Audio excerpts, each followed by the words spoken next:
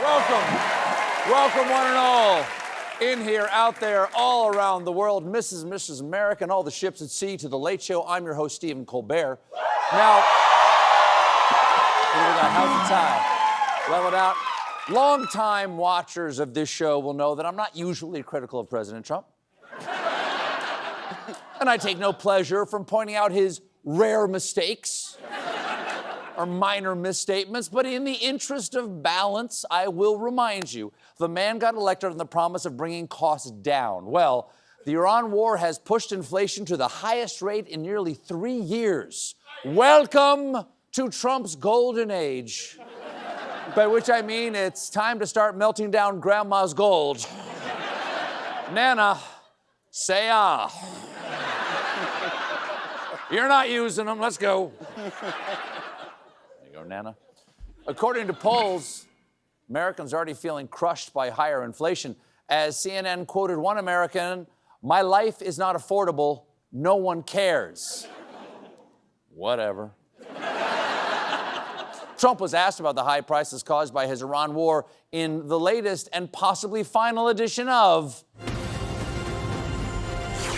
Chopper Talk.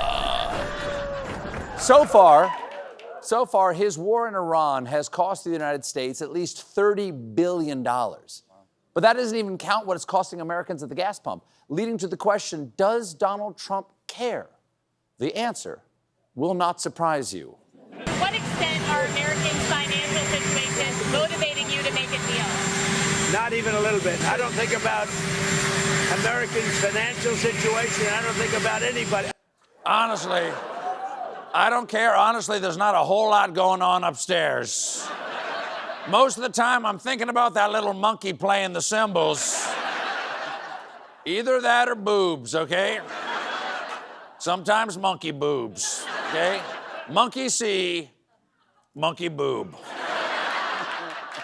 Sometimes, this is just me, sometimes I'm thinking about sea monkey boobs. The other big story was that Donald Trump left the country today. He is going to...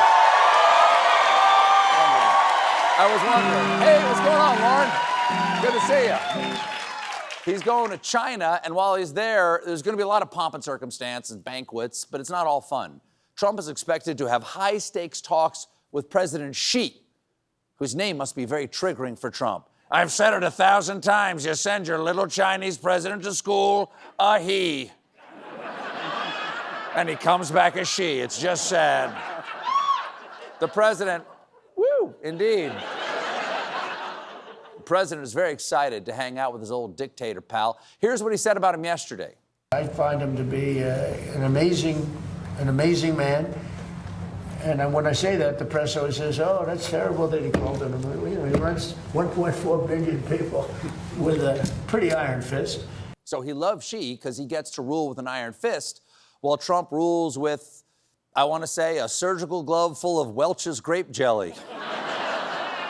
Last night, Trump prepped for his enormously consequential state visit by staying up late on social media, gunking up the internet tubes with a waterfall of paranoid madness, posting over 55 times in just 3 hours until 1:13 a.m.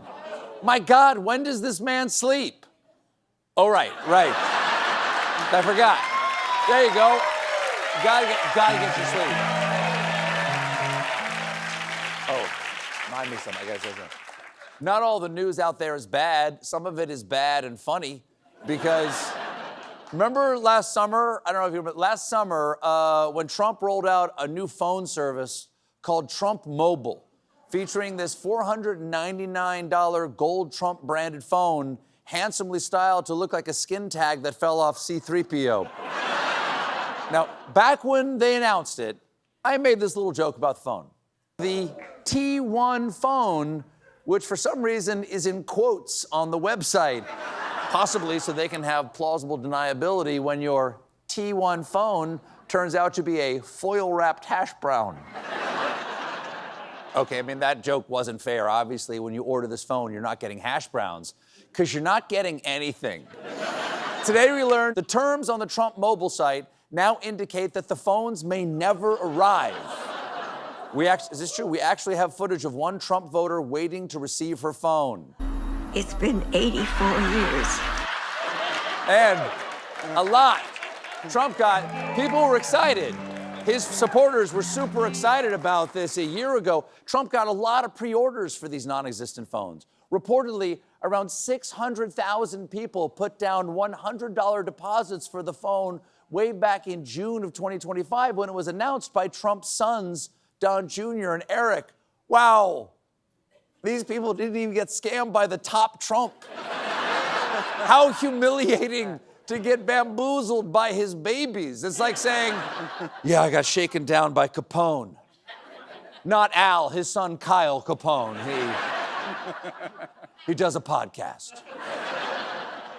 Specifically, the fine print for this phone was updated to say, Trump Mobile does not guarantee that the device will be commercially released, regulatory approvals will be obtained, carrier certification will be secured, or delivery will occur within any specific time frame.